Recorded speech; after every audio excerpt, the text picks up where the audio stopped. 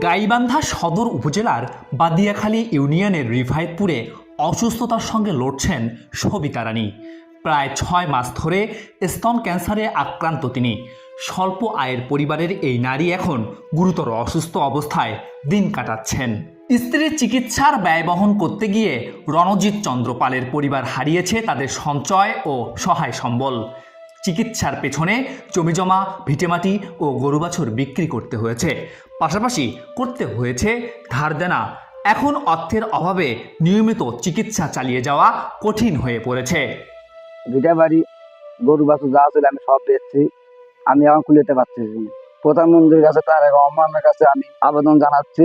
আমার হিন্দু মানুষ, আমি তাকে নমস্কার জানাচ্ছি। আমি তার থেকে একটু সাহায্য চাই।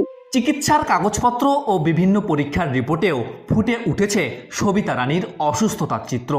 দীর্ঘ চিকিৎসার পরও সুস্থতার জন্য প্রয়োজন আরও চিকিৎসা ও ব্যয়বহুল ঔষধ, কিন্তু পরিবারের বর্তমান আর্থিক অবস্থায় সেই খরচ বহন করা প্রায় অসম্ভব। সংসারে সবিতা রানীর 2 মেয়ে। বড় মেয়ে পূর্ণিমার বয়স 13 বছর, সে 6ষ্ঠ শ্রেণীর শিক্ষার্থী। আর ছোট মেয়ের বয়স 8 বছর, পরে 2য় শ্রেণীতে। মায়ের অসুস্থতার কারণে তাদের স্বাভাবিক জীবনেও নেমে এসেছে অনিশ্চয়তা। মা দীর্ঘদিন ধরে ক্যান্সারে আক্রান্ত। আমার বাবা একজন রিক্সা চালায়, তিনি কিছু টাকা রোজগার করে নিয়ে আসেন, এতে আমাদের সংসারও চলে না, আমার পড়ালেখা না, আমার মায়েরও চিকিৎসা করার কোনো টাকা না, এতে আমার পড়ালেখা বন্ধ হয়ে আসতেছে। পরিবারটির এই সংকটের কথা জানিয়ে সবিতা রানীর চিকিৎসায় সহযোগিতার আহ্বান জানিয়েছেন স্থানীয়রা। আমার ছোট ভাই বইয়ের ওষুধ, আমরা তো অক্ষম। এখন সরকারের কাছে আমরা কিছু আবেদন চাই। টাকা ব্যাপারে সেটা চা করতে পারি না।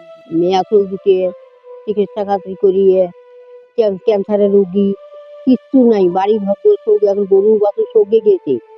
স্ত্রীর চিকিৎসা চালিয়ে নিতে এখন সমাজের বিত্তবান মানুষের পাশাপাশি সরকারের কাছেও সহযোগিতার আবেদন জানিয়েছেন সবিতা রানীর স্বামী রণজিৎ চন্দ্র পাল। সরকারি সহায়তা পেলে স্ত্রীকে উন্নত চিকিৎসা করিয়ে সুস্থ করে তুলতে চান তিনি। শেষ সম্বলটুকুও হারিয়ে এখন শুধু মানবিক সহায়তার অপেক্ষায় এই পরিবারটি।